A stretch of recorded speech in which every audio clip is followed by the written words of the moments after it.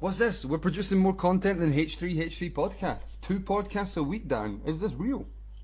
This is absolutely real. Bonus episode. A fucking 3.5 right here. We're going into the 0.5 episodes here for a special look at NXT Takeover. NXT. I know, will we get a guitar solo again to start the show? Yes, absolutely. Always. It's the same woman. And this time the same it woman. is... They whap her out for every show, man. That Nina, what's her name? Anyhow, I'm Doug Bag and I'm with regular Darren, still not made to the main event yet. Still working in that Boston crab really He's hard. trying to hook the second leg, I promise. He's trying to get that Walls of Jericho. He's like, teach me your ways, Chris. Teach me your ways.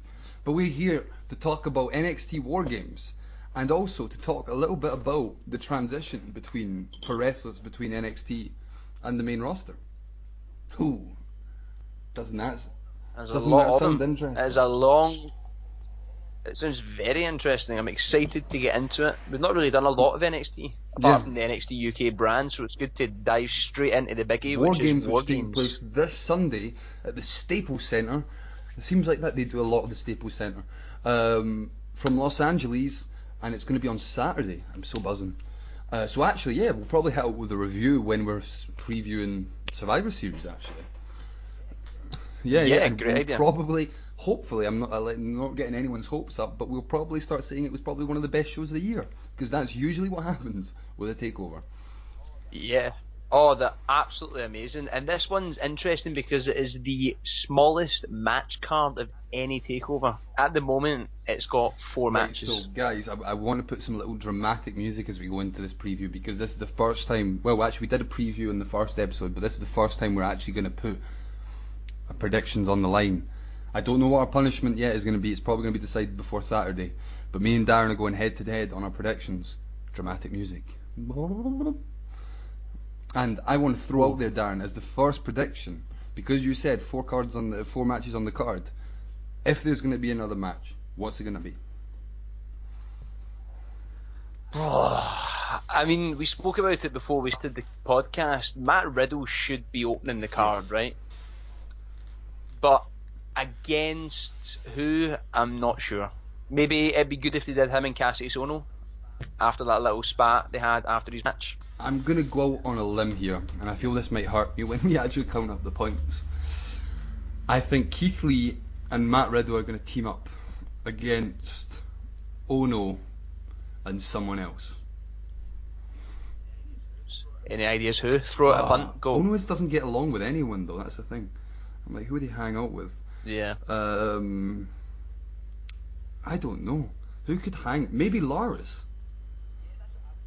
Yeah, that's what I was thinking, just to get him on the card as well. I'll say that. It seems wacky as hell, but I'm going to say it because I think they need to get Keith Lee on the pay-per-view as well. So Matt Riddle, Keith Lee vs Ono and Lars Sullivan is my prediction for the opener. Nice. Yeah. I would watch that. That'd be a really good opener to this big card. Because the thing is, Riddle and Lee, Lee especially has now been in NXT for 3 months now, and he's not been on any takeovers. And you can tell, I was talking to a friend about this, you can tell that this is kind of in NXT, there's like the takeover big starters, and then there's the regular NXT guys. And Riddle and Lee are obviously takeover guys, like guys that can deliver big matches. Because it's like heavy machinery, I don't think will ever be on a takeover.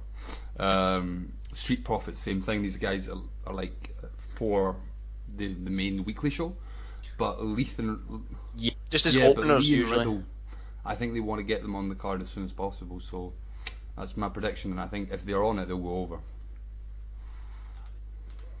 I would, they 100% have to be in takeover, especially Matt Riddle. Because his first match was absolutely amazing. The boys ready. The style of Matt Riddle that it fits NXT to a glove, because like fucking NXT's got that real hard hitting indie-rific kind of style. It's like indie turned up times 100 with really good camera, and Riddle's so ready for that with his hard strikes. Yeah, I seen that he made a good tweet recently speaking about how he's adjusted to NXT, and he said how much better it is because in the indies he didn't have a lot of time to work out. He was obviously going from place to place constantly, day by day. whereas NXT is just based in Florida, gets to go to the gym every single day, and then just Yeah, goes home and and it's the kind of relaxes. place that if you know who your opponent is weeks in advance, he can be sitting there and talking about all the crazy spots. Like for Takeover, since they'll know their matches from like 2 months back, they're probably setting up the spots from a long while back. Oh yeah, because some of them are absolutely Yeah, and they crazy. practice. I think a lot of them they do practice. Like the War Games match, I think will be heavily practiced. But that ain't a bad thing because it means that on the night it looks amazing and the cameras have got the good setup for it and everything. So Yeah, and if it's anything last year's, man, whew, yep. we're in Oh for yeah, a the treat. 2 rings will be fun to watch again. And it's also going to be nice to see Bobby Fish wrestle again for Undisputed. That's always nice. So let's get into the actual main official card that we know is happening. The first match that is on the WWE website is a grudge match between Aleister Black and Johnny Wrestling Gargano. It's a great opener.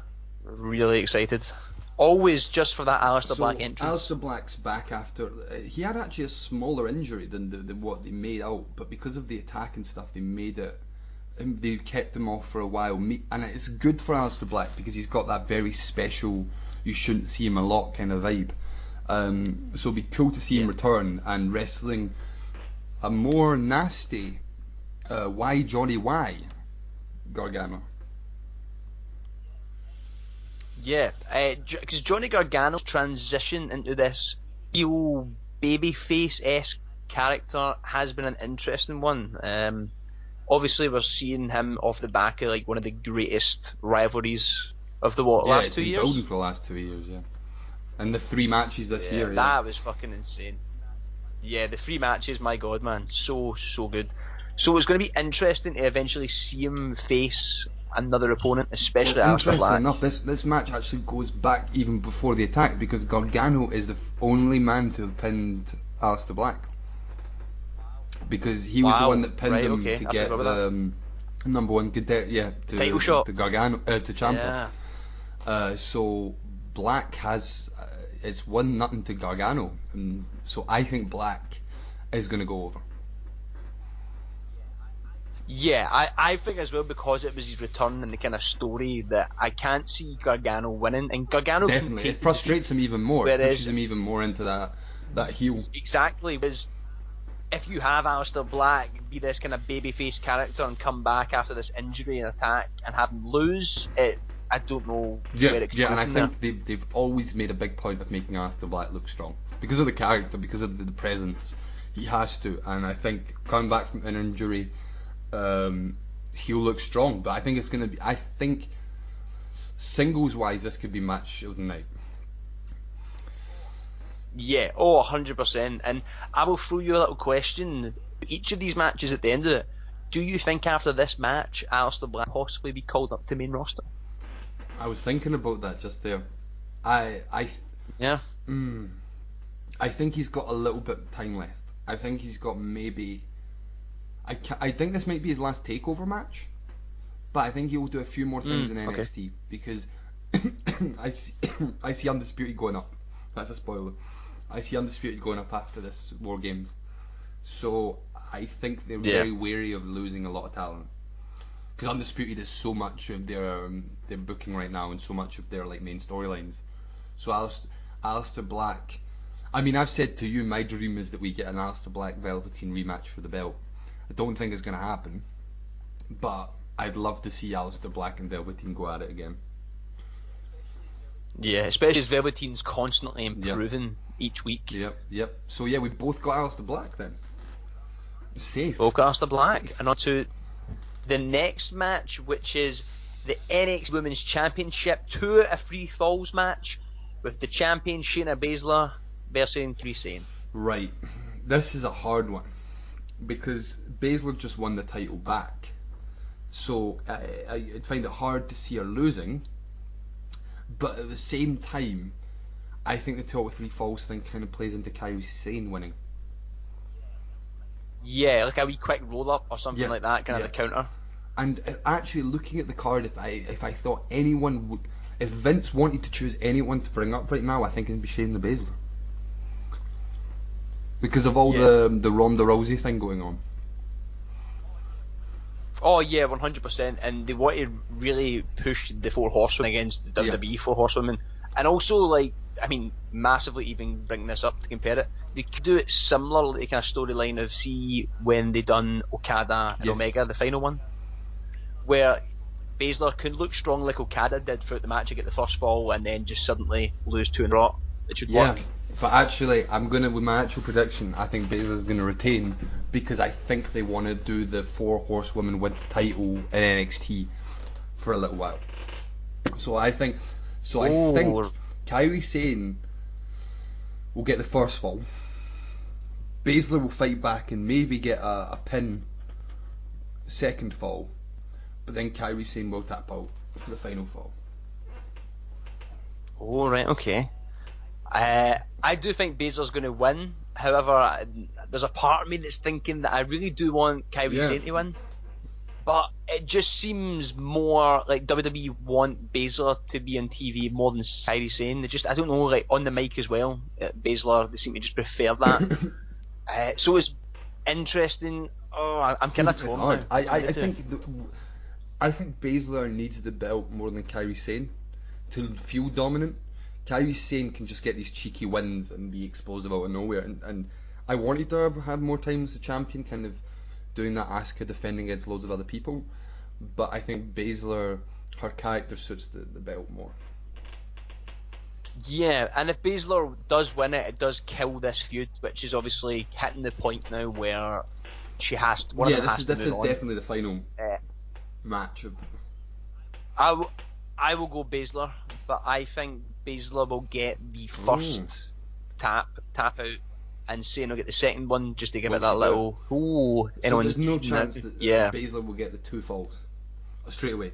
You definitely think that Kairi Sane's going to get one? I think she's definitely going to get. But what I would like to happen is when Kairi Sane gets her one, she celebrates quickly, and then straight away Baszler just grabs her in the submission. And it's interesting because they've not done 2 out of 3 falls in NXT for a while, but originally, right back in the beginning of NXT, 2 out of 3 falls was kind of like their rivalry ender. They always did like that as the final match, so it's good that that's coming back for the women's match. Great epic finish definitely, because you have to give a 2 out of 3 falls time, usually. Unless it's that crazy I think Dolph Ziggler Cesaro where Cesaro didn't get 1 pin in. But just like, can't reach for the brass ring, boy. But yeah, then the NXT Championship match, which this is very rare for NXT to not have that as the main event, but understandably so when it's the pay-per-view called War Games and you've got a War Games match that's probably going to be an hour long. Yeah. The NXT champ. And like they set up the 2 rings as well, and all the cages and all that. It takes a good amount of time. So the NXT Championship match, the champion Tommaso Ciampa defending against one of my favourite wrestlers in WWE, Velveteen Dream. Who you got, boy? Oh, this is so hard to pick. When I was thinking about it, because part of me thinks Ciampa is 100% going to retain. But then Velveteen's suffered so many losses, and you just want to see the guy hold a belt. I think I might go. Let me have a look here. Let me think. I think Velveteen. You're going with Velveteen Dream, so a Velveteen champion. Yep. I'd love for that to happen. I would probably. I wouldn't need to see the War Games match. I'd go home happy if Velveteen was dancing around with the belt. But my big but, every single time that I've said this to you every time we watch NXT together, the Velveteen seems ready to go to main roster, even though he's not, because he's got, like you say, he's improving, and the guy has been working inside WWE for a long while in his in-ring stuff, and I think they want to keep him protected and not look like a green wrestler basically. And when the North American Championship debuted, I said to you that belt is tailor-made for a Velveteen Dream run. And I still think that's the case. I think Velveteen's probably got another 6 months at least in NXT. I think he's got to have a decent lengthy title reign before he goes up. And 100%. it's weird because looking at it now, I'm like, even though I love Tommaso Ciampa and I think he's doing great work, because he's been off NXT and kind of being that discreet character because they're building the Gargano thing, he doesn't really feel like the champion. He's bigger than the belt almost. The character is because he's like very anti NXT and all that.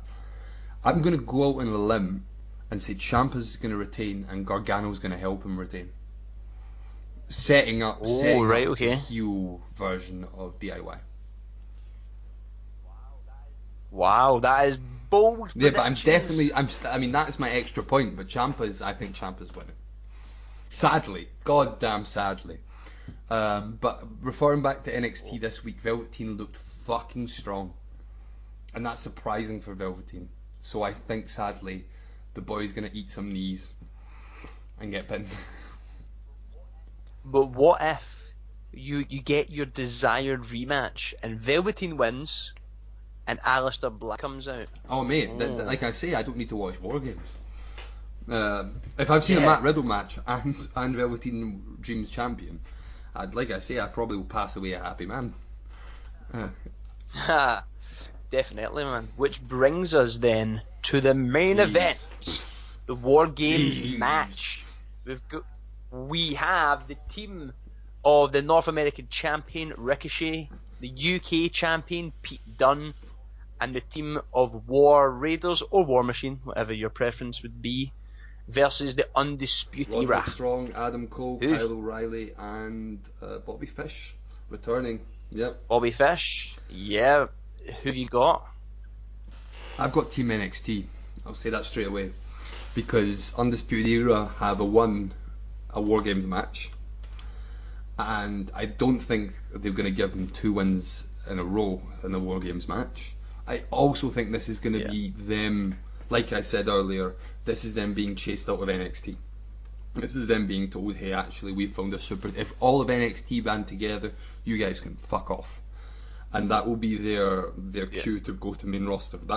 I think that seems what this match is about. It seems like it's the big finale to Undisputed Era's like year-long We Annoy NXT. I just want to say, and this is when you started reading out the names, when War Games was conceived back in the 80s, amazing stipulation, probably a bit crazy, all that stuff. But then you look at the stipulation and you add the man that is Ricochet and everything that he does. Holy shit, this match is going to be insane. That guy's going to be flipping from all sorts at the ring and top of the cage. 100%. And no offense to last year, because last year was great. I'm not saying anything bad about the War Games match last year, but like the real big guys in that match were Authors of Pain, who were very green at the time but still did really well, with the big guys like War Raiders who have fucking got Japan experience on their hand. This is going to be insane in my opinion. This is going to be fucking brutal. Oh man, you're getting me so hyped for this match. All about. I also have Team NXT. Purely similar reasons to you, but I just don't think they're going to have 2 singles champions lose to Undisputed, because it just kind of buries Ricochet and Dunne in that sense. So I'm excited. It's going to be one hell of a match. I'm really excited to see what happens in Undisputed Era afterwards. I always thought that they were going to, when Bobby Fish returns, they were going to turn them Roderick Strong. Interesting. But I'm not really sure if they will do it. Obviously, Roderick Strong's been great with them. But it would be a really cool angle to do. And just, but nah, mate, you're staying in NXT. Yeah, but it's dangerous for Roddy, because we all know that. I mean, Roddy's great, but Roddy by himself is quite a floating guy, and he ends up, and I've always said this, he ends up being generic wrestler, even though in the ring he's not that. He appears like his name's Roderick Strong, he's a strong boy. And who do you think is going to get the pin then? That's what I was thinking actually. I'm not sure. I think one of the big guys get a pin, so I think Adam Cole could get pinned. I think it's going to be War Raiders getting the pin to set up them winning the belt. Yeah, that's it. Yeah, 100%. Because they've got a hell of a double team finisher. Yep. My God. Big. Absolute I kills don't want to get you hyped too much, but I think Big Hanson could do a moonsault from quite high up. you. Oh man, I that would love be Hanson. I insane. think Hanson's like one of a real guy to watch in ring wise. He's again surprisingly precise with everything he does, with his strikes, with his moves, with his agility. So yeah, we both got Team NXT. William Regal will be very happy. I've got one last cheeky prediction question to get you hyped. So we get a match, we get a second match, we probably get a hype package, a cut outside LA. Do we get someone in the crowd? Oh man, I'm not even sure because usually with all these rumours, all that reportedly people have signed. It's going to be CM Punk, isn't it? Oh, we all wish. We could tell our podcast viewers when Doug Bag in our group chat sent a fake picture of CM Punk in the With NXT the WWE crowd, stamp and everything. and yep, I was so annoyed. You should have seen my reaction. I think all of us in the chat lost our shit.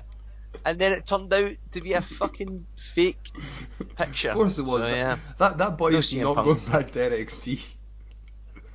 He's never going back to WWE, man. That guy's never going back to Oh, no. wrestling. God damn it. He's actually, on a side note, he's actually been moved to commentate a UFC he's a great fight, which is commentator. interesting. From the stuff he's done in WWE, he's a wee smarky commentator, and I love it. Nice. Yeah, he's a little But we love dickhead, it. man. But we love it. So yes, we all agree that CM Punk's getting the win in War Games. Yeah, at the end he comes out and beats No, but Undisputed Era. any ideas of if there was to be anyone to be, because they're basically signing everyone now, so it's like that's the thing that it's hard to say who they would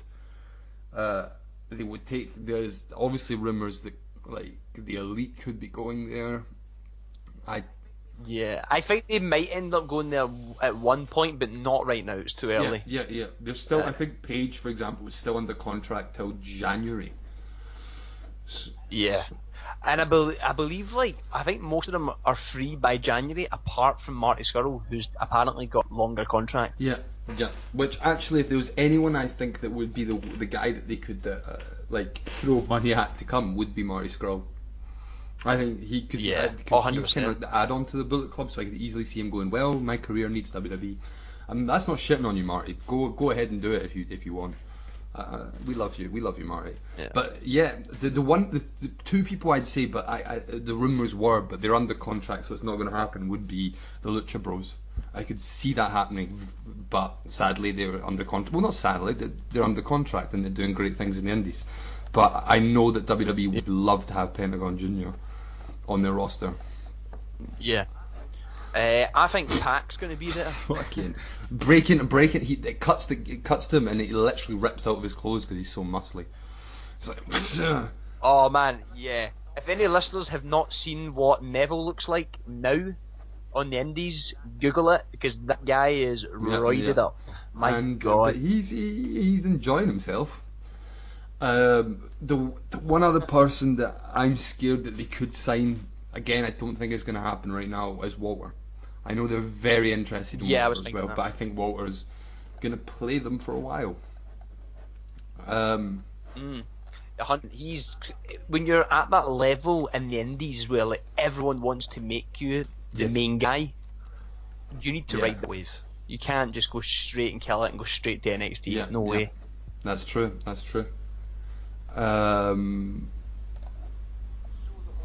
So the only match that we disagree on, the decider of who will get the punishment, which we have not yet decided, is the NXT Championship match against Ciampa and that would be the Velveteen Dream. decider. I just saw a news article saying that fucking apparently Riddle Ono will be happening, but it's going to be filmed for the NXT after War Games. Okay, that's a bit weird. Not just to have it on the card. I mean, it will get the crowd hot. That will be definitely that. So when the pay-per-view starts, the crowd will be right fucking ready because Riddle will get them ready. EC3 I'm worried about because man, that guy has not been doing anything. He had a good match with Adam Cole on NXT, but again, he seems like he's floating around on that roster. Yeah, he really should be one of the household names on a takeover card. 100%. And I hope that WWE aren't doing this thing where it just seems that they sign wrestlers outside in the Indies or Impact just so no one else gets them. That sometimes seems like they're like, you're going to be here, you'll float about, you'll get a match here and there, but you can't wrestle. And I think with the amount of signees they had at this period, there is a sad truth that you can get lost in that shuffle with that amount of talent on the NXT roster. I have a little funny story about WWE trying to sign someone that I read today, completely rumoured at this point, I believe. Right? So, when WWE were touring Tokyo in Japan, I believe it was in, that's when apparently the rumoured where they had the talks with Naito. Yeah, I heard this, yeah. And Naito took them to one of his favourite cafes in Tokyo. He heard the proposal, he said, "Can you excuse me, I need to use the toilet," and he walked out the back door and left them to pay. Absolute savage. Tranquilo all the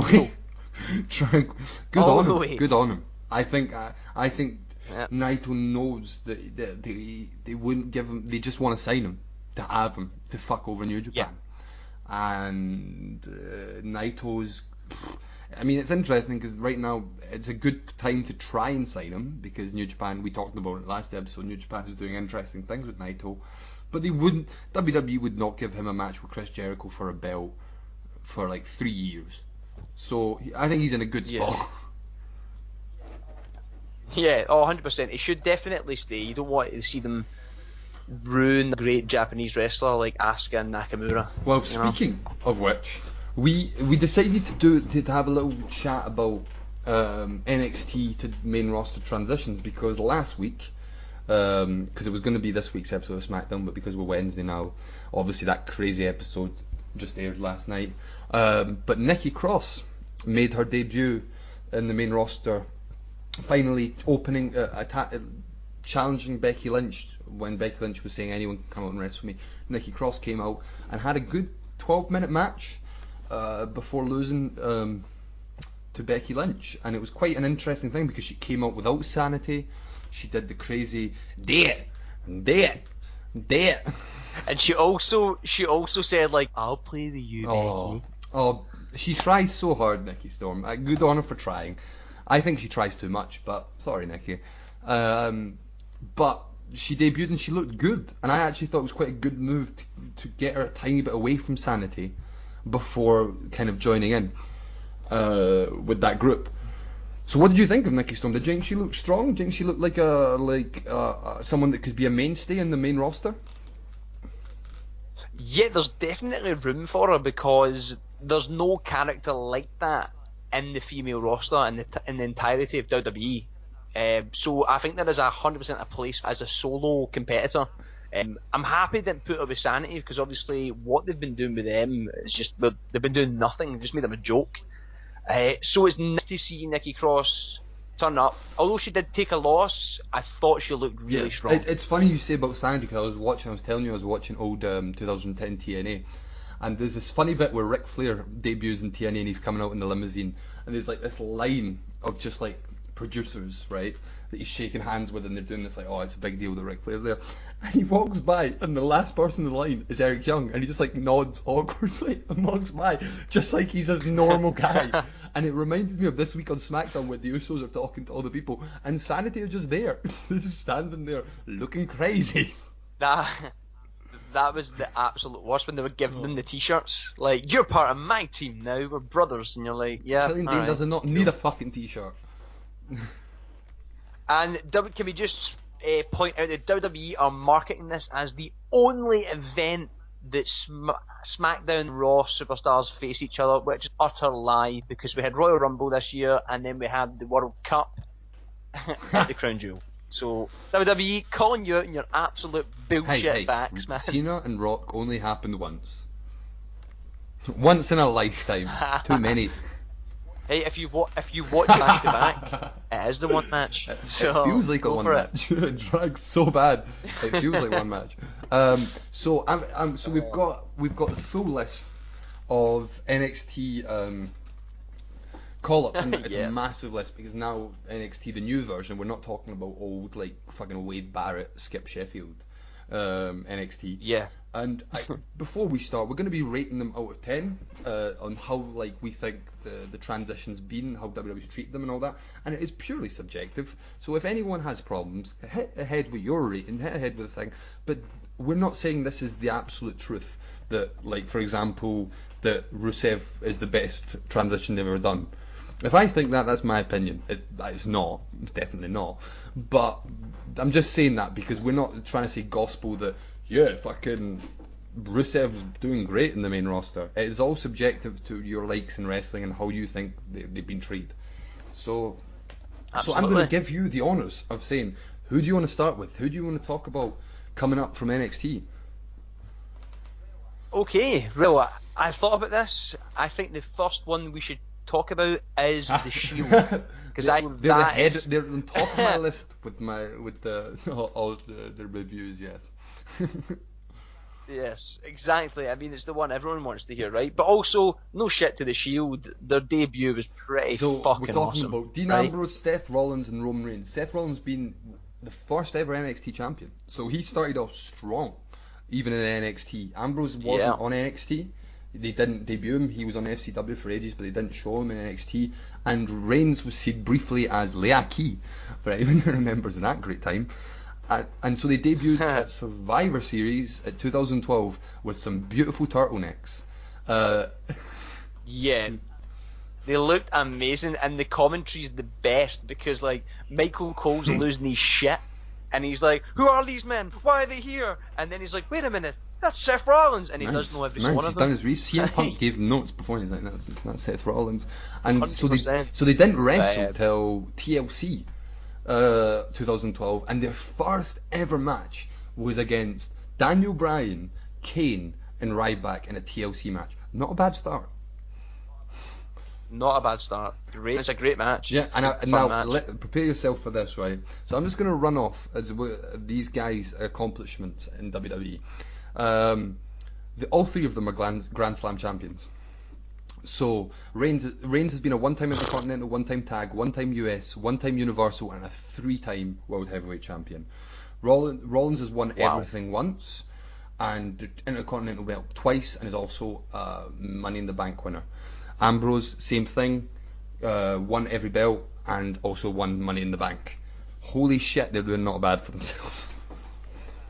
Yeah, man, and not to forget Rollins had the WWE Championship as well as the United States at the same time. Yeah, that's true, actually. Yeah, these guys, when you put it out in paper and read the actual stats, holy shit, man. And they're still nowhere near the end of their careers. If anything, they're all just. And if you look at it, Seth Rollins and Reigns especially are the poster boys of current WWE. So it's no longer NXT guys; they are the main guys of WWE.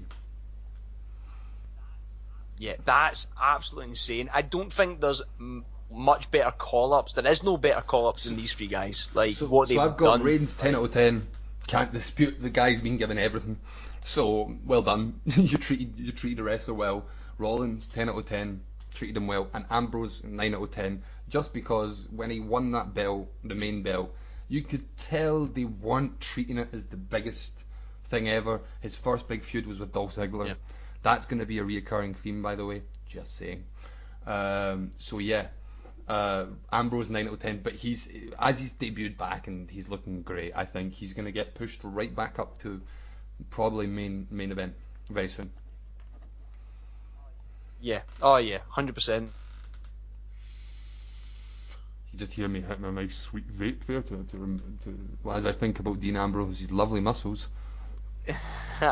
Oh, he looks great now since he's came back. But yeah, these guys, absolute household staple. And when I think of some of my most favourite memorable matches in recent WWE times, it's they guys. They guys are usually involved somehow. So yeah, man. Yeah, no, that is the pure example, WWE, of how you treat an NXT guy. You give them everything, basically. Give them everything they want. Yeah, as long as initially, if you make them look strong and continue to allow them occasionally to keep looking strong, then it works. If you just make them look strong when they come up and then bury them once everyone's kind of them, then it just fails, man. It makes them look like And that's such the a thing, bad that, wrestler. especially with Reigns and Rollins, every single time they ended a feud, you could sense WWE had something planned for them after. It was not just, oh, so we're doing that feud and then we don't know. Ambrose a little more, with, like, especially with his US belt, when he had the US belt in the Shield, he had that belt, but you didn't really know why he had that, and you could tell they weren't really planning for Ambrose, but they've always been planning for Reigns and Rollins, always. And I mean, you look at Rollins, even from the beginning, first NXT champion, they were planning for this guy to be fucking massive. Yeah, 100%. So then I've got on my notes, I think he was the second. Yeah, he was the second NXT champion, or third, I'm not sure. Biggie Langston. Oh, right. So obviously now part of Yep. the New Day. However, when he came up, he was obviously the singles competitor, which I still And wish he again, was. recurring theme, debuted as Dolph Ziggler's bodyguard. Yeah. Why is it that Mate, like Vince just you McMahon? wait. Down my notes, Dolph Ziggler is in this a lot. Yeah. Why is he the go-to guy to be like, hey, I'll show you the ropes here. I know the business. I can just I mean, he's a tag great along. wrestler. I ain't disputing that, and it's obviously like he's a pair of safe hands, put him with a guy that can fucking sell and make the moves look great. But in a way, Dolph Ziggler, I said this to you, I think a year ago. I think Dolph Ziggler should have gone back to NXT for a bit and wrestled with all these NXT guys, because in the main roster he just is there. So he's not a very good guy to get a rub off. Yeah. And it seems now, from watching the most recent Raw, that they are going to. Drew McIntyre's going to go off on his own at one point. Yeah, 100%. Well, so Big E, NXT champion, and then he won the Intercontinental Championship like a few months after, with Ziggler's help, and he held it for 163 days, which isn't bad. But he lost it to Bad News Barrett. So it was an interesting title reign. You could tell that they didn't really know what they were doing with Big E at that point. That they liked his style, that they liked the big man. I remember he actually had a really good match with Jack Swagger once, where he hit out with the apron spear that he sometimes does, where he spears the guy's on the ropes, he spears him right through and goes out with him. I was like, that's fucking amazing. Amazing. Then obviously, like you said, teamed up with the New Day, and the stats don't lie. 2-time Raw Tag Team Champions, 3-time SmackDown Tag Team Champions. The New Day is not going to be going anywhere, guys. No, they are literally money, especially when you look at their merch, and now obviously Xavier Woods' YouTube channel, Up Down Down, they are right, and it's just literally a cash machine. And it also helps that they're so talented in the ring and so likeable. I think the New Day are amazing, and I mean the good thing and the bad thing I think about the New Day is that if there never is a tag team division, you always have the New Day. But that also means that it's very hard for new tag teams to get anywhere without beating the New Day, because they are the staple of tag team wrestling in WWE now. I gave 8 out of 10 easily. Big E, saying fucking great with the New Day. Obviously the guy's one of the biggest stars, and the New Day will be massive and always will be. But the reason I didn't go higher is because we don't know if he will ever be trusted in a singles capacity. So that's why I didn't push it any higher. Yeah, I've got a 7.5 purely for some reasons, but also just kind of in general the New Day, because I want to see Big E as like a world champion. I want to see him be able to be that beast instead of kind of being like a comedic joke sometimes. As well as see Kofi do a run, Xavier Woods do a solo run, it would just work. But yeah, you can't deny obviously what the New Day have done. They're absolutely amazing, regardless of that, obviously. But yeah, 7.5 on the podcast. Vince, if you ever want to listen to this and you ever need my advice, WrestleMania, Big E vs Keith Lee, do it. Just do it. Just do it. Oh, what a match! What a match! Get it put. That's one of my dream matches if I were to do a crazy WrestleMania card. Big E, Keith Lee. Who you want to talk about next? Who's on your who's making you excited?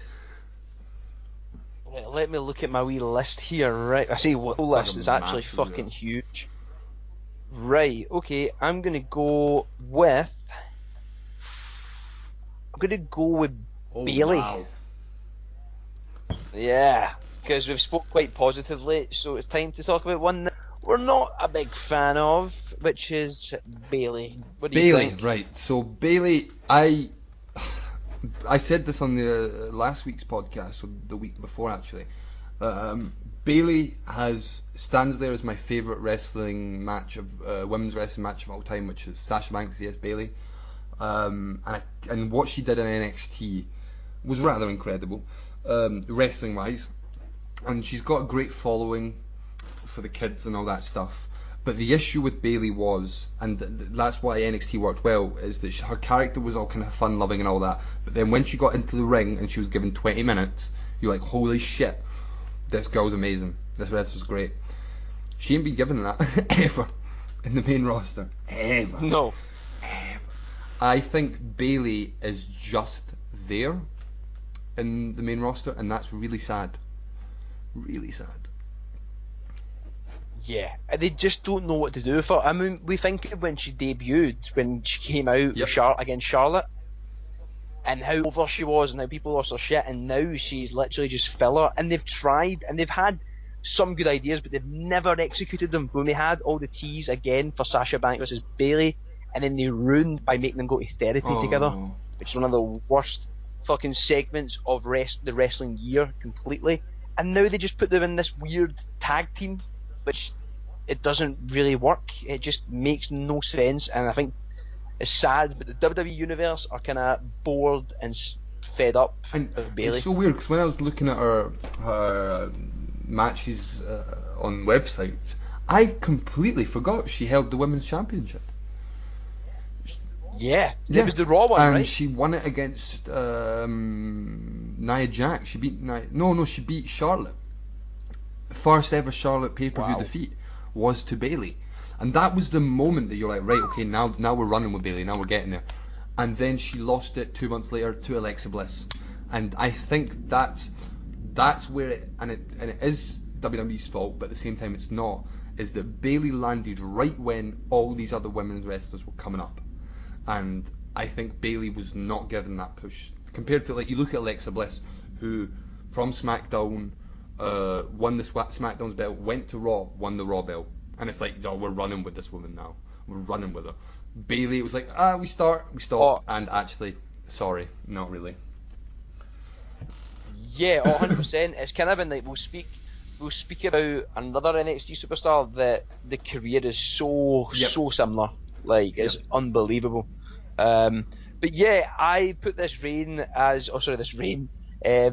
of rating as a 5 out of 10, purely for wasted potential and how irrelevant and how I don't care when Bayley's on my screen. I gave 5 out of 10 as well, and the major thing to me, the reason why I was so angry and was like, yeah, no, it's not good what they did.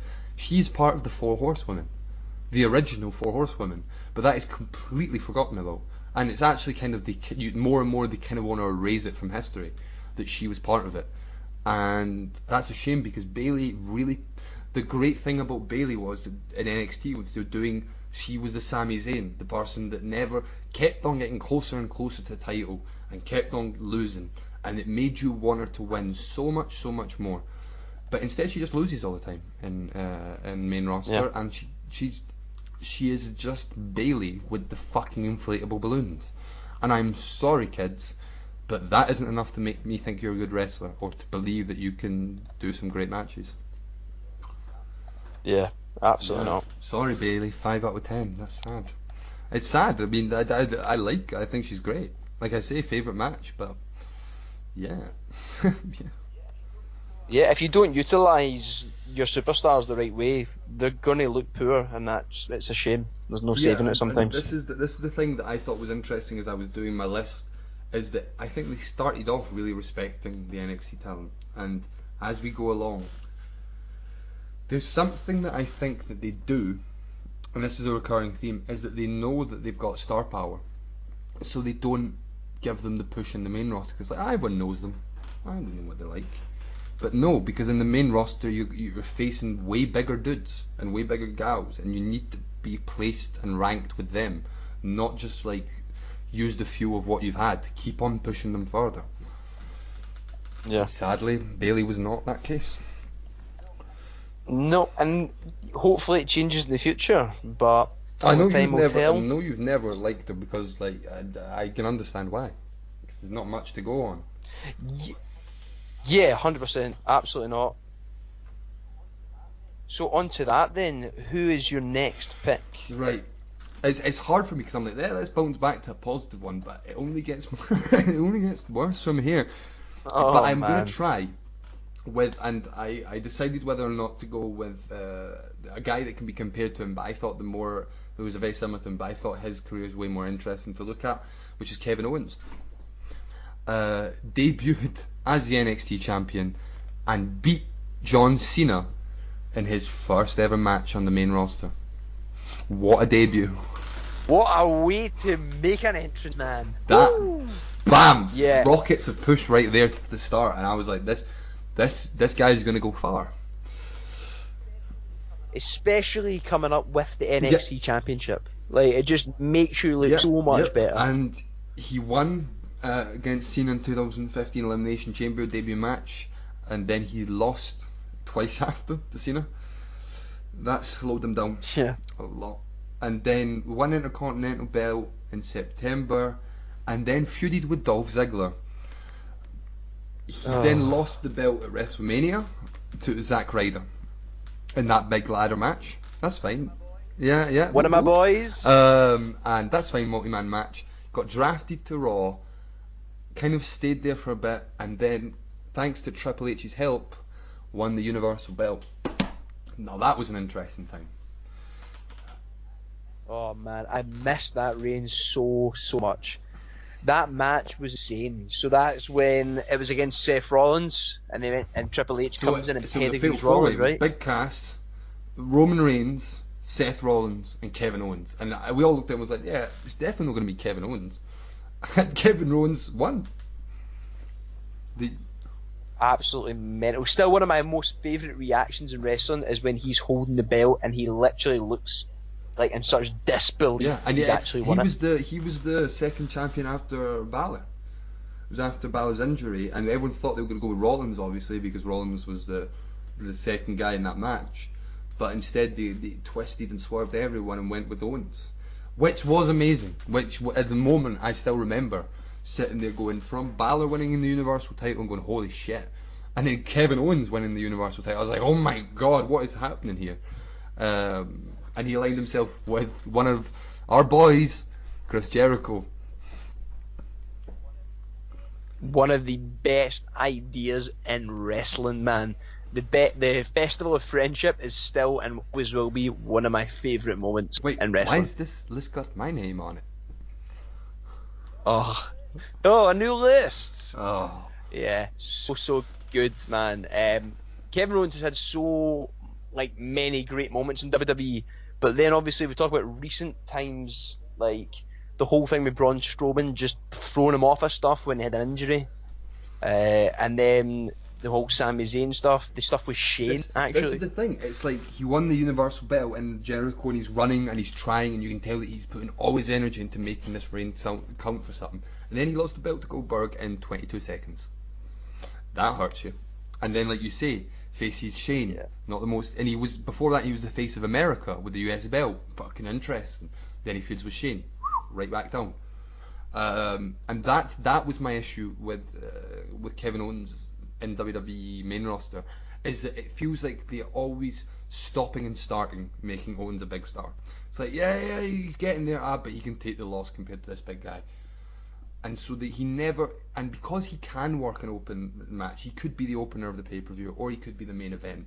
It feels like, therefore, they don't treat him like a big star, they treat him like this guy that can just do the job.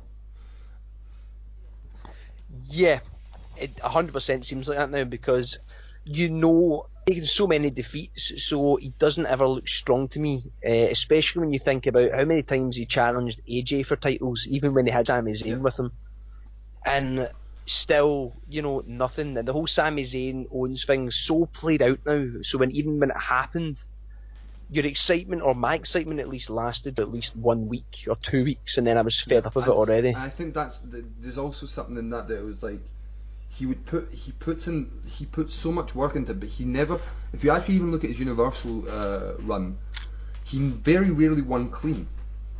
It was always thanks to Jericho's help and then Sami Zayn down the line. And actually, if you look at NXT Kevin Owens, he was a fucking fighter. He was a guy that hurt people and was dangerous. And it's very rare you see that in main roster Kevin Owens, which therefore, like you say, you don't believe he's a threat. Yeah. Oh yeah, man. What would you rate this? 7.5 because he does work very hard. Yeah. I've also given it the same, purely because all the monumental moments he's had on the main roster can't be ignored, and hopefully after he returns from his injury that they do something better with him. That may be a good thing. Him having this time off to come back and a good storyline. Definitely. I hope so, because that's the thing. It's like he was floating severely after Sami Zayn got injured, and then when he got injured, it's like, well, I said to you, it could be a really good thing. Hopefully, it makes them think, yeah, we miss Kevin Owens. That guy's a big star. Let's do something with him. But you can only hope. Oh yeah. And now I will have to pick someone from this list. There's a few that are standing out to me, man. I'm going to go ahead and pick Joe. Joe's an interesting one. Debuted just before WrestleMania. Was it 2017, when everyone thought Triple H was going to fight Seth Rollins in the ring, and instead walks away, and then Rollins goes after him, and then Joe comes in and starts beating the shit out of him, and ends up actually injuring Rollins in the process. But my God, what a start to the main roster, right? I was so happy, because I thought he was going to be like this, the kind of mafia hitman of the Authority. That's what it seemed like. And Joe's got such a look to him that as soon as you put him, like, you put some attention on him, you go, holy shit, this guy's special. Yeah. And then he beat Sami Zayn. He went into a quick feud with Sami Zayn and lost his first match to Rollins. And then he started going for the Universal belt straight away. It was in that big Extreme Rules 5-man match. Then had a singles match at Great Balls of Fire with Lesnar. Got injured. Returned in October for Survivor Series, and then he feuded with Reigns, and he got injured again. Returned after WrestleMania to feud with Reigns again and lost, and then drafted to SmackDown, and he's been feuding with AJ Styles and has lost every single match. Poor man, what a downfall. What went wrong? That's the thing. I was looking at it and going, Jesus, it started so well, and I think this theme I feel with the more recent NXT people. They put him in the big matches. That isn't the issue, but actually, because the main roster people didn't know Samoa Joe, they put him with big guys, and Joe shouldn't be put with big guys straight away, because you go, well, Brock's bigger than him, so Brock's more of a monster than Joe, so then Joe kind of looks more weak. Reigns is a bigger monster than Joe, so Joe looks weak again. And he should have been given some time with some smaller guys to beat the shit out of him. And then to feud with AJ, who is a smaller guy, no offence to AJ, it's not about size, but is a smaller guy, and there's a point where Joe should have dominated, he never got a win. So he looks like a fucking schmuck. Yeah. It's just the age one was so disappointing, because he literally nothing happened. Like, he never seemed threatening, apart from that one time where they done the bullshit roll up thing where AJ technically tapped, all that nonsense that WWE tend to do. It's kind of left them in, again, like many superstars, in middle ground where they don't know where to put him. They see him as a sort of big guy, but just to take a loss to the bigger superstars, and it leaves him kind of in the middle, like, because I just don't know. I don't see Joe as a US or an Intercontinental champion. He deserved to hold the main belt. That's the thing. You look at it. He's now been here for a year, almost 2 years in the main roster, and he's not won any belt. Wow. And he's a two-time NXT. When you compare that. Yeah, his run in NXT was incredible. But that's what I mean. I think they were like, because of everyone knows he's a big star, we can put him straight away with Lesnar. But no, do not feed the man to Lesnar. Do not feed the man to Reigns. No. And I think if I actually look at all the losses that Joe has, the one that stands out to me is that loss at Backlash. I mean, that's also because that's the fucking worst pay-per-view of this year. Bar maybe the NWA Internet pay-per-view. Sorry, Billy Corgan. Dear. But that match, because it was his first match back, main event, brilliant. Joe's in a main event, and he not only did he lose, and in quite like he got one spear and lost, but also he looked really bad in that match. It was a lot of rest holds. It was a slow match. And to me, that just killed everything about Joe, because it's back and he just looks like Reigns' whooping boy. Yeah. Oh, easily.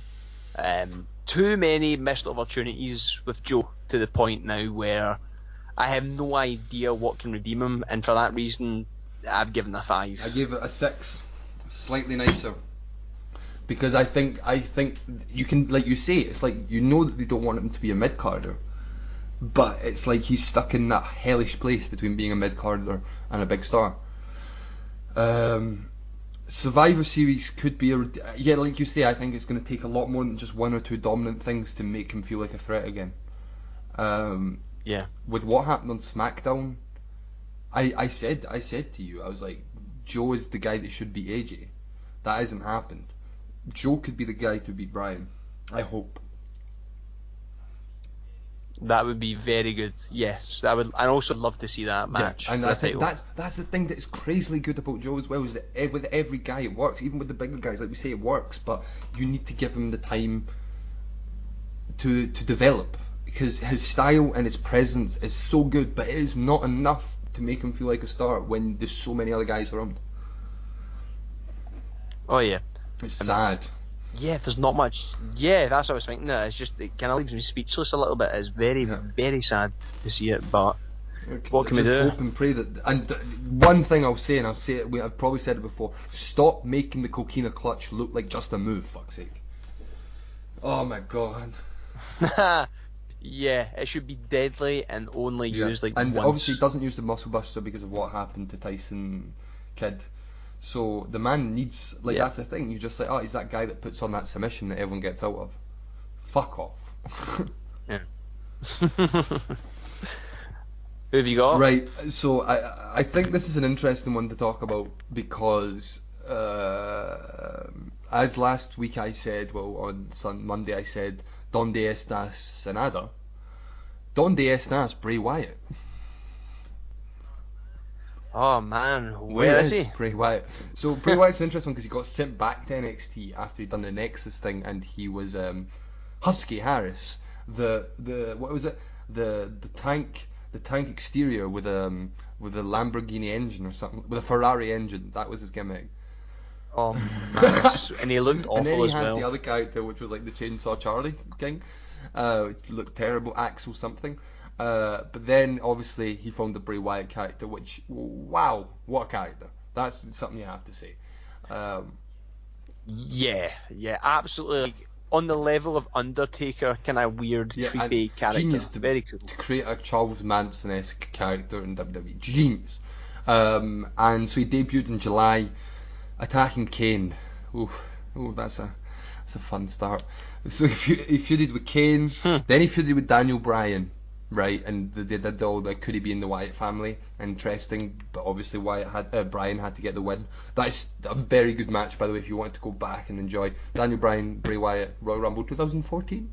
Love that match. Then he feuded with Cena. And that didn't go too well because he lost main stage WrestleMania, which hurts anybody. Especially to John Cena. Like, it's just, I don't know why they decided to put the two together. The stupid thing is, in the build, I get it was like good vs evil, right? And I get in the sense that good always wins. But once good beats evil, what does evil do? Do you know what I mean? They just disappear. Yeah, it just goes and gets more angry, more evil, and comes back and does the same thing again. Ambrose and Reigns, and again, so those are the guys at the top of the list. So who's going to lose in that? Bray Wyatt. So he loses to Ambrose, he loses to Reigns, and then out of nowhere, and we were sitting next to each other when this happened, in February 2017. He wins the Elimination Chamber for the WWE Championship. Right? Holy shit, Yeah, and what we a were moment. like, this is it. This is the rebirth of Bray Wyatt. He's got a belt. He can do some more character work. He can be fucking scary on SmackDown. And he loses it next month at WrestleMania to Randy Orton. So sad. The whole Randy Orton thing was complete and utter bullshit. And this match, well, not to forget the House of Horrors match, by the way, which, if you want to see the worst of wrestling, Google, YouTube that bad boy, Fuck man. off, man. Fuck right off. But No, I what, hate did you like it? Time. You loved it. Time Dodbag stops actually when loved this you match. watch that match. And not to forget the WrestleMania match, which featured the creepy, spooky projections onto the ring of maggots, worms, anything else Fuck that's creepy. off. Fuck that match. One of our friends actually thought that was The pretty first time cool. it happened, he was like, "Woo, interesting," and I was like, "It's killing wrestling." Did it again. It's killing wrestling. Then he gets pinned. It killed Bray Wyatt. And then we had Bray Wyatt, like, he disappeared for a while, if we go more recently. And everyone was like, oh, maybe they're repackaging him, that would be quite good. And then he helps Matt Hardy win the Andre the Giant Battle Because Royal. Bray Wyatt they feuded and he wanted to stop the broken universe, but instead Bray Wyatt got woken. Woken! As they're both kind of crazy. They seem a good fit for each other. And then they eventually became tag team champions, came in the Woken that Warriors. Yeah, that's pretty bad, man. The Woken thing's weird, so why they just didn't try and get the Broken gimmick. I know that was a whole ordeal. But yeah, and then obviously Matt Hardy got injured and possibly retired. Although rumour has it that he has been wrestling in certain tours. Yeah, it's pretty mental. And he said he never said the word retirement is what he is saying. So hopefully, fingers crossed, the guy mends up properly and is able to return to action. But yeah, now they've taken Bray Wyatt completely off TV for the last, I don't know, seems like months at this point. I think it is about 5 months at least now. Yeah, and the rumour is obviously they are trying to repackage him. How? We don't know. But they have to be very, very careful on how long they're deciding to keep him off TV. So this is an interesting thing. It's a good thing we're talking about it right now because I'm going to don my best Bray Wyatt impression because last night Bray Wyatt finally started tweeting again. Whoa. I need to remember it. What is it? What's his voice like? Undertaker! And the kings of the earth, and the great man, and the rich man, and the chief captains, and the mighty men, and every bondman, and every free man hid themselves in the dens, and the rocks of the mountains. Hashtag Raw. That's what he tweeted. and then we have, for the great day of his wrath has come, and who shall be able to stand? Resurrection. And then we have about 24s. Don't know what that means. And then finally, I'm not doing the impression anymore. That's it. Sorry for that.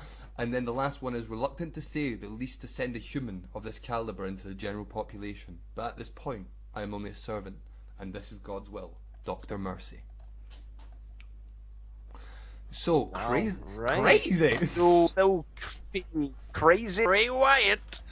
So he's just going to come back with a different T-shirt eventually. That'll be it. That'll be the repackaged Bray Wyatt. As someone tweeted back, and I completely agree with the tweet. That's a lot of tweets for a glorified jobber. Oh man, yeah, Bray Wyatt.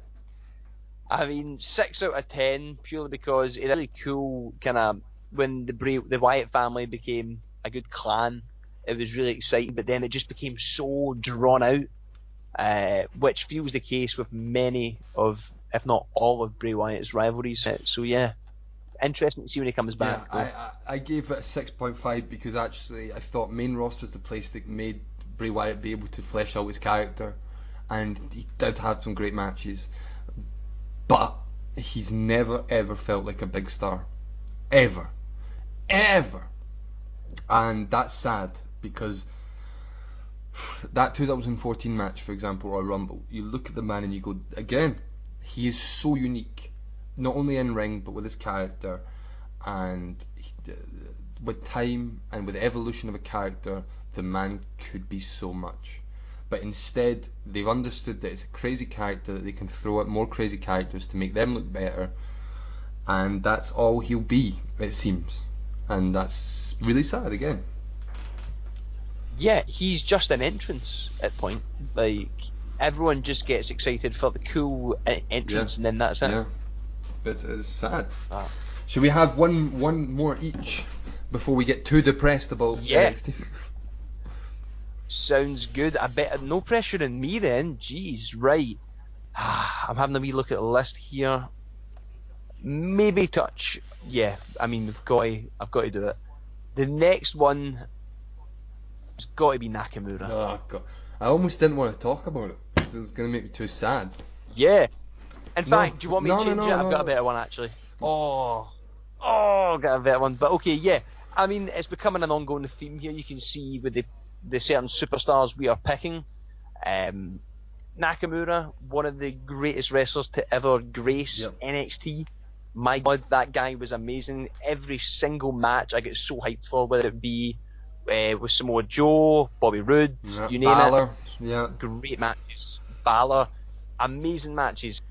And then we get this weird debut when the Miz and Maurice are in the ring, dressed up as John Cena and the Bellas. Oh God. Nikki Bella. And then this guy with like a violin comes out, and you're like, oh cool, this is going to be awesome. This has got to be Nakamura. Great entrance still to this day. But he just comes down the aisle and then that's it. They cut, and then apparently they did a dark match with Ziggler. And it's like, then why give him this grand entrance to then be like, and he's gone? And then he started feuding with Dolph Ziggler. Are we noticing something here?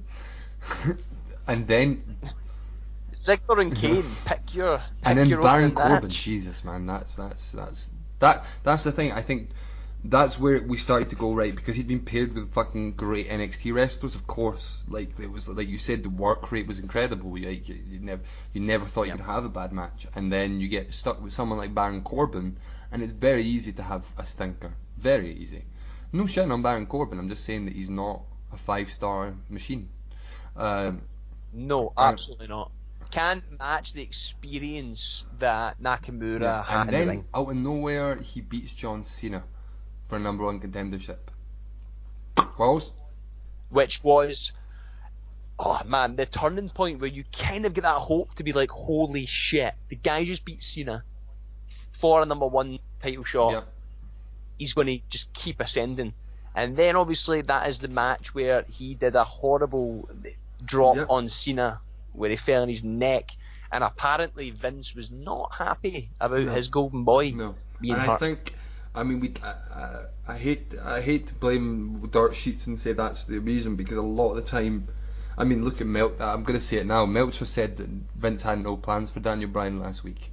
Well played, Meltzer, on that one. So don't believe everything you hear on the dirt sheets, but I do think that a week before fighting for the main belt, that is something that will make Vince consider whether or not you can carry the main event. Yeah. Oh, 100%. And I remember, I think it's one of my saddest points in wrestling, when we were sitting there and it was SummerSlam, and I said to you, this is the night that Nakamura wins the belt, mate. This is the night that Nakamura does it, because it's Jinder Mahal. And the thought didn't pass my head, thinking Jinder Mahal could seriously beat Shinsuke Nakamura. He did it twice. Yeah. I will never ever forget that title match, because we sat and watched it together, and it was almost like you were getting so ready for the celebration of Nakamura winning, and then they done the same thing that we've seen. The Singh brothers get involved. He then collasses him 1, 2, 3. I did not want to watch the rest of the pay-per-view. I was so fucking pissed off. And that seems to be an ongoing theme of how I feel with how they use Nakamura. Yeah, because he then teamed with Randy Orton to face KO and Sami Zayn. Wow. Wow. And that's that it's the opposite of Bray Wyatt. It's interesting because what they did with Bray Wyatt was give him time to be a character. And that's what they need to do with Nakamura, because I do get the fear that his English isn't the best, and Western audience relate to Nakamura. If you give him time, they will. But if you do not give him any time, he will just seem like this random Japanese wrestler. Yeah, because you can't WWE have to stop automatically assuming that everyone watches NXT, because it's not the case.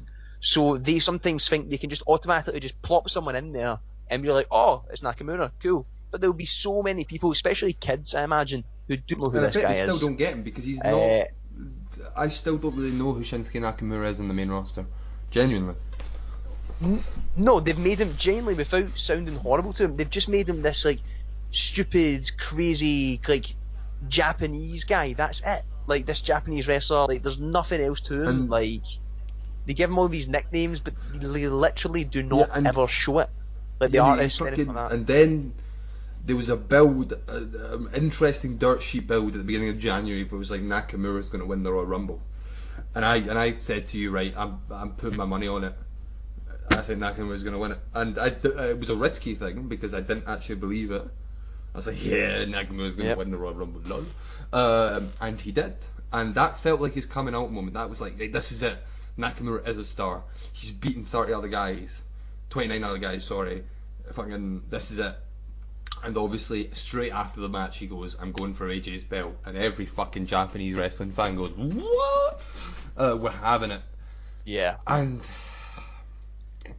now, do you think Nakamura's New Japan work rate hurts him? Because everyone thought that WrestleMania main event match was going to be insane. Yeah, it must hold, because when you compare their match at WrestleMania compared to the one at New Japan, it almost looks like I'm watching two different wrestlers. Like, it doesn't seem like the Nakamura I've seen in WWE at all. Whether that be a decision by him due to, like, you know, he's getting older, or whether that's WWE telling him not to go as extreme or as hard hitting, because he's called the King of Strong Style, and I genuinely don't think, I think I've seen maybe two good Kinshasas since he's been in the main roster.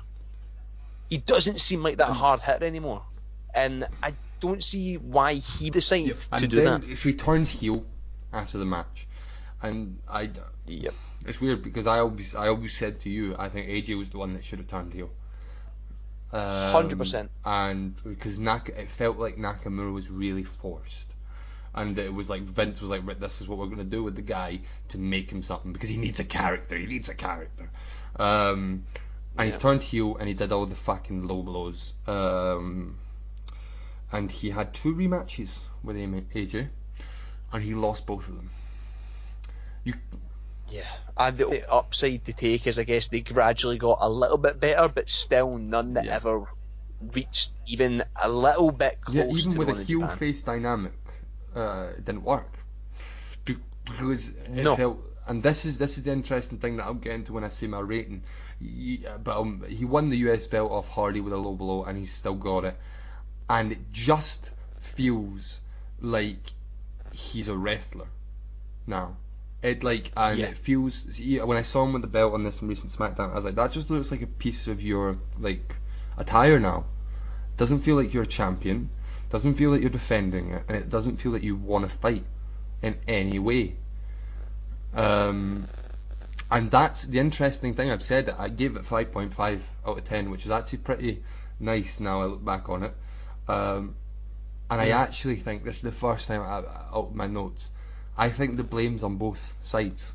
I think the blame's on WWE and on Nakamura, because there's something in me that says that Nakamura doesn't believe anything that he's doing, and he doesn't look like he's in it anymore, which is so sad.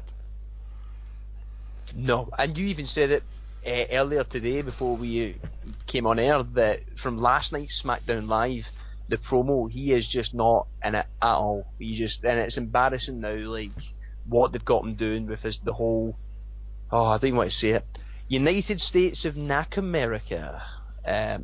It's just poor, and it's not been televised a lot at all. Like, the US title now is almost invisible, and it's sad because it's meant to be compared to the Intercontinental Championship, and that honestly feels like up there with the WWE Champion SmackDown, like, and how much prestige it's got at the moment.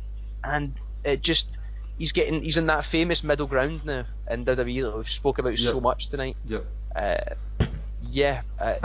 it's weird because there's a saying that says that it's the wrestler that makes a belt, it's not the belt that makes a wrestler. And that's really weird to say about Nakamura, but it feels like he's hiding behind that belt now. And it's like, yeah, I'm the US champion, so I mean something. You're like, no, you have, every night you need to mean something, mate. And I love the match. Like fucking, it's so sad to be talking about this guy like that, because like 2 years ago, man, the man wasn't, like, literally didn't put a foot wrong. And now I find it really hard to watch. I think, looking on the positive side, this match with Rollins that's coming up could be a lifesaver for him if he plays into that heel well, and it is a great match. I think the crowd could be really into him as a heel, because fucking people love Rollins. So if he's the guy that's really annoying Rollins, that could be the start of something. That's me looking positive, because right now I look at him and go, he is so hard to watch, because I don't believe that he is a wrestler. And it's weird because it's fucking Shinsuke Nakamura. One of the best wrestlers in the world, easily. Fucking. I'm giving him I'm giving him a 5 out of 10 again.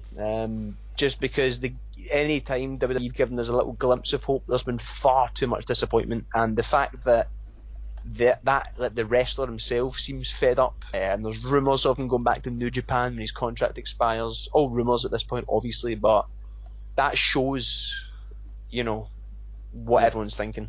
Yeah. Sorry, Nakamura. I am sorry. Love you to bits, man. Yeah. 100%. Right. So I got one more pick, right, and I want to go to my lowest one, right, and there's two tied at my lowest rating. Oh damn.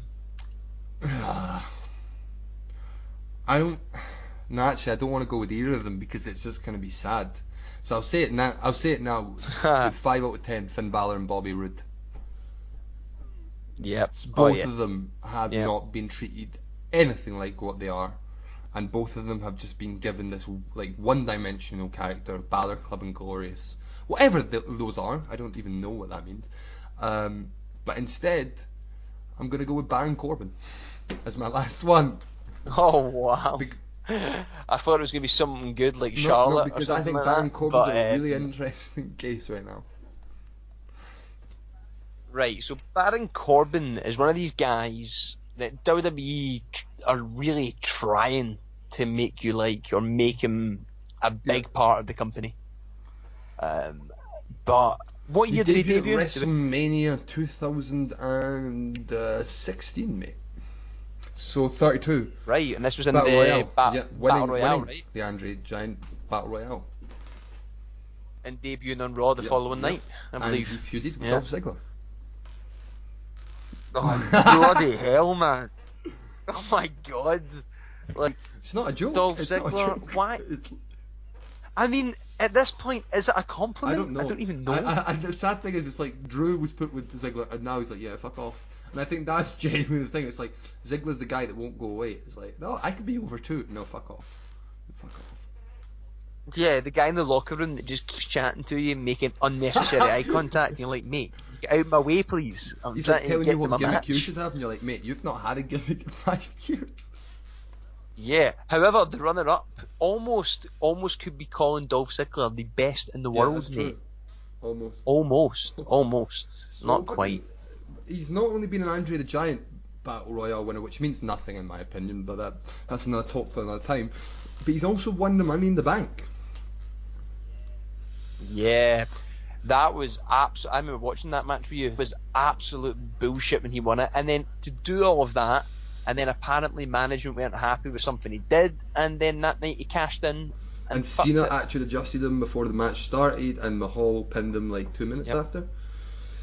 So that was that Money in the Bank run. He then feuded with AJ and won the US belt in a triple threat match with Ty Dillinger. That's another story for another time again. And then he did nothing for a long while and then got drafted to Raw. This is the thing that I think is so interesting, and became the authority figure. Yeah, he is now Constable Corbin, which, I will be honest, I like it a lot more when he was just this lone wolf character. He's got a purpose on the show now. He has a reason to be there and to be a heel. I think he's entertaining as fuck. I think he's a comedy character almost now, but he's fucking entertaining. Yeah, and if you want to see some classic comedy from him, if you literally see his reaction recently when Ronda Rousey just flips him over, he is absolutely gobsmacked. Yeah, I like him. I like that he finally shaved that symbiote from his fucking head. He looks so much better with a shaved head. It's unbelievable. It's like a little string coming off his hair. You didn't believe it was real hair. Yeah, and just the little things where he had a title match and he got disqualified, and then he decided to redo the match, but it was no disqualifications. Stuff like that, man. It's just like a proper... The kid that doesn't want to play with anyone else, doesn't want anyone to touch his toys. My favourite moment is when he's like, he's holding the Universal belt because he knows he'll never win it, but he's like, this is my moment to hold it. Yeah, he put a picture up on Instagram being like, it's like this looks good, right? And I'm just like, man, literally no, this will never happen. And that's the thing, I think he's been treated like a comedy character, and I really like it. But I think a lot of it is off his own back, because I think that the name Constable Corbin, I was like, that's gonna kill you, mate. I just hope now that they don't, because the interesting thing, he's a big man, and originally they treat him like this big dangerous man, but he needed to get wins to get that, and he never did. So I really hope that they keep him as a more of a entertaining kind of like almost. It's like you don't really believe he's saying that he's great, but you know that he's not, and I think that's way more where he could be interesting, and even maybe one day become dangerous again. But don't present him like a dominant big man ever again, because it doesn't work.